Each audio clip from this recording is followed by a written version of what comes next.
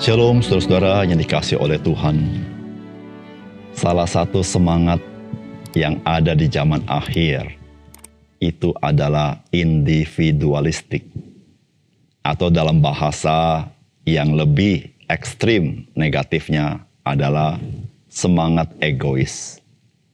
Saudara, apakah semangat ini sedang mempengaruhi hidup saudara sebagai orang percaya?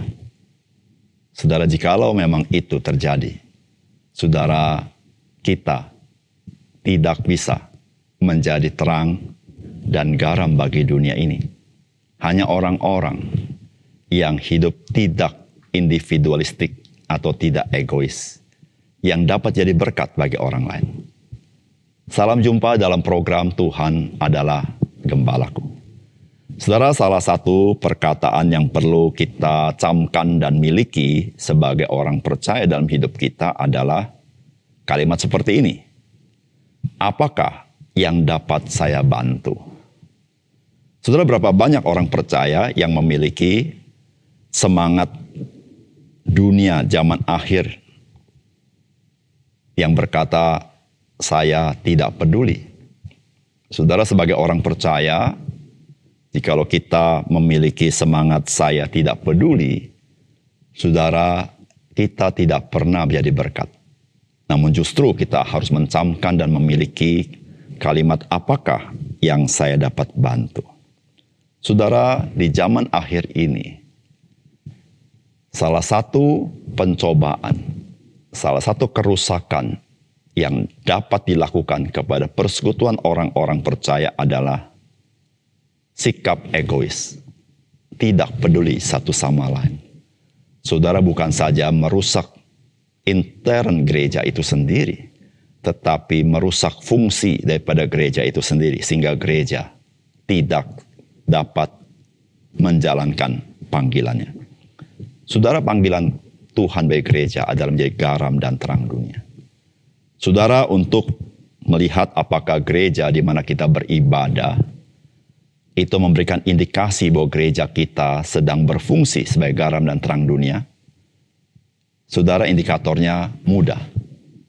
Indikatornya bukan orang lain, tetapi diri kita masing-masing.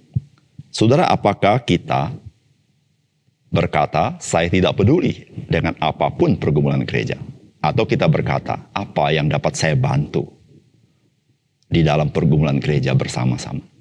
Saudara, jikalau yang pertama, saya tidak peduli, maka itu indikator yang kuat bahwa gereja tidak bisa berfungsi dengan baik.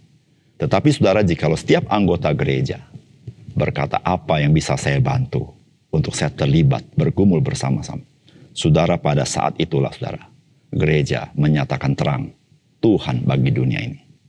Saudara, mari kita membaca Nehemia pasal 2 ayat 1-8.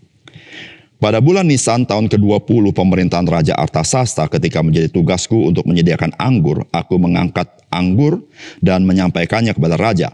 Karena aku kelihatan sedih yang memang belum pernah terjadi di hadapan raja. Bertanyalah ia kepadaku, mengapa mukamu muram walaupun engkau tidak sakit?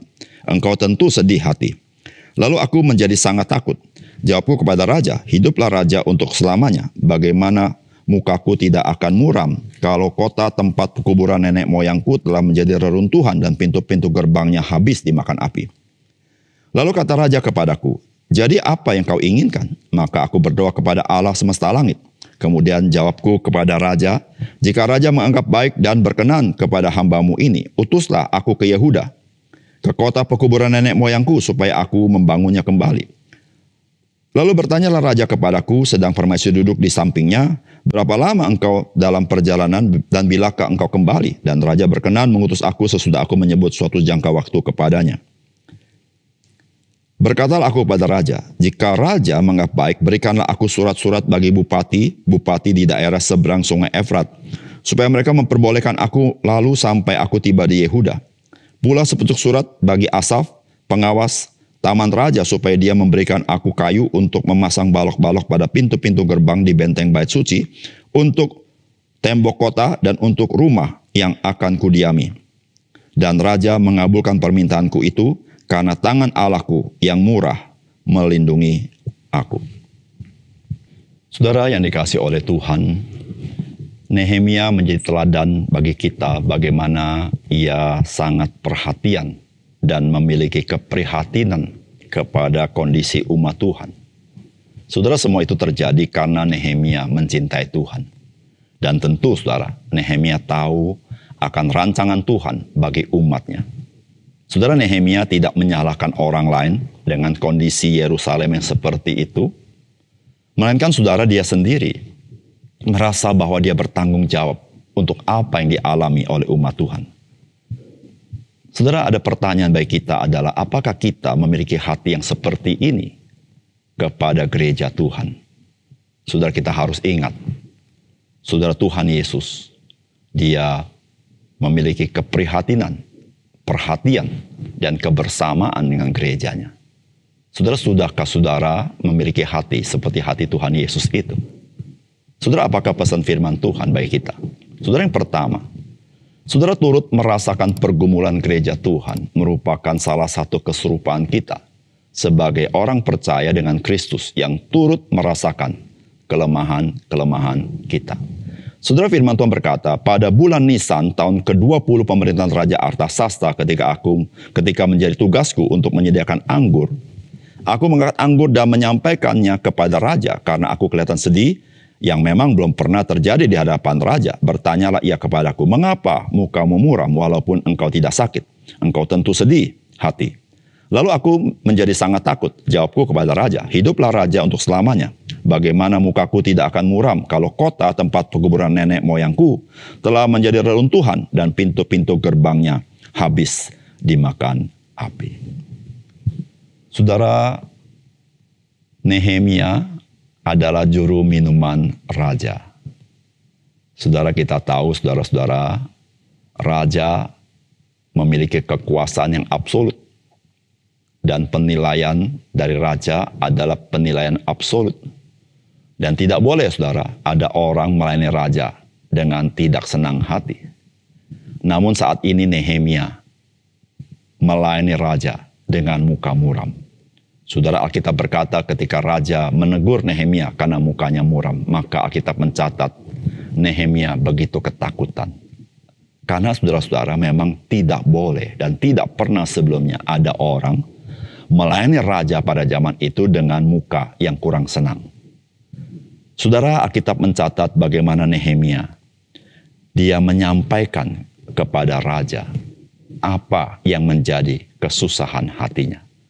Yaitu, saudara, bukan masalah pribadi, tetapi masalah umat Tuhan.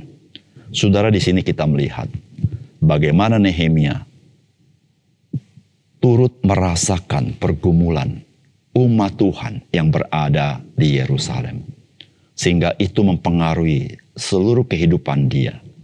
Sehingga mempengaruhi wajahnya yang begitu muram, yang tidak dapat dihindari ketika dia melayani Raja Artasasta. Saudara yang kasih dalam Tuhan, sebuah teladan yang sangat indah dari seorang Nehemia yang mencintai Tuhan. Dia mencintai juga umat Tuhan. Saudara, bagaimana dengan kita sebagai orang percaya yang mencintai Tuhan Yesus? Apakah kita mencintai miliknya? Mencintai gerejanya? Ataukah kita masa bodoh dengan apapun yang terjadi dengan gereja di zaman ini? Saudara yang kasih dalam Tuhan, satu hal yang perlu kita sadari, bahwa Tuhan Yesus sangat perhatian dan memiliki keprihatinan kebersamaan dengan gerejanya, saudara. Saudara, jikalau engkau dan saya mencintai Tuhan Yesus, maka engkau tidak dapat tidak.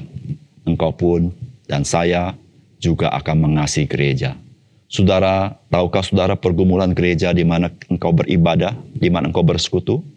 Sudahkah engkau turut merasakan? Sudahkah engkau turut mendoakan? Sudahkah engkau turut terlibat di dalamnya bersama-sama dengan umat Tuhan? Dan sudahkah engkau bersama dengan umat Tuhan mengikuti panggilan Tuhan untuk menjadi berkat bagi orang lain? Saudara-saudara yang kasih dalam Tuhan, Tuhan memanggil kita untuk kita boleh melayani bersama-sama sebagai tubuh Kristus, supaya saudara tubuh Kristus boleh berfungsi di tengah-tengah dunia ini. Yang kedua, saudara, menjadi seorang pendoa haruslah membawa kita juga menjadi seorang pelayan Tuhan. Saudara, Alkitab berkata begini, lalu kata raja kepadaku, jadi apa yang kau inginkan? Maka aku berdoa kepada Allah semesta langit. Kemudian jawabku kepada raja, jika raja menganggap baik dan berkenan kepada hambamu, utuslah aku ke Yehuda, ke kota pekuburan nenek moyangku supaya aku membangun kembali. Saudara, Nehemia pasti sudah hidup nyaman di istana raja. Pasti sudah punya kamar yang baik. Pasti sudah mendapat makanan yang bagus, mendapat lingkungan yang bagus, dan tidak perlu lagi khawatir akan hidupnya. Saudara, Nehemia, dia juga sudah berdoa kepada Tuhan. Saudara, apakah cukup apa yang Nehemia sudah lakukan dengan keberadaannya, dengan doa-doanya? Saudara, Alkitab memberitahukan, ketika Raja Artasasta bertanya, apa yang kau inginkan? Saudara, Nehemia berkata, utuslah aku ke Yehuda. Saudara, artinya saudara, Nehemia keluar dari zona nyamannya, bersama-sama dengan umat Tuhan di dalam keruntuhan tembok Yerusalem, dan berada di sana di dalam keadaan yang sangat minimal. Saudara, seorang pendoa haruslah menjadi seorang yang melayani. Mengapa? Karena doa seharusnya adalah ungkapan kerinduan hati kita. Doa merupakan ungkapan keinginan kita. Saudara, disitulah saudara kita tidak hanya berhenti sampai di doa, tetapi kita melanjutkan untuk kita bersama-sama melayani Tuhan. Saudara, orang yang melayani haruslah orang yang berdoa. Karena kita tidak sanggup dengan kekuatan kita dalam kita melayani. Tetapi orang yang berdoa tidak boleh berhenti sampai sana. Dia harus melayani. Karena doa adalah ungkapan hati yang sesungguhnya. Saudara, kita harus banyak berdoa bagi pekerjaan Tuhan. Kita harus banyak berdoa bagi gereja Tuhan. Kita harus banyak berdoa bagi pekabaran Injil. Namun saudara, kita harus menjadi pelaku apa yang kita doakan. Karena Tuhan ingin orang yang berdoa adalah orang yang melayani. Dan orang yang melayani juga adalah orang yang berdoa. Sehingga Tuhan bisa memakai kita menyatakan kasih, kemuliaan, dan kebaikan Tuhan bagi orang-orang di sekitar kita. Saudara, mari kita berdoa. Bapa surga, terima kasih untuk kebenaran firman-Mu, di mana kami belajar teladan daripada Nehemia, bagaimana dia sungguh-sungguh keluar dari zona nyaman, bersama-sama dengan umat Tuhan untuk membangun umat Tuhan. Tuhan, tolong kami, supaya kami juga menjadi orang-orang Kristen yang juga rela keluar dari zona nyaman supaya kami bisa melayani, berdoa bersama dengan umat Tuhan, dan melayani bersama untuk membangun tubuh Kristus dan menjadi berkat bagi banyak orang. Terima kasih untuk firman Tuhan. Dalam nama Tuhan Yesus kami berdoa. Amin.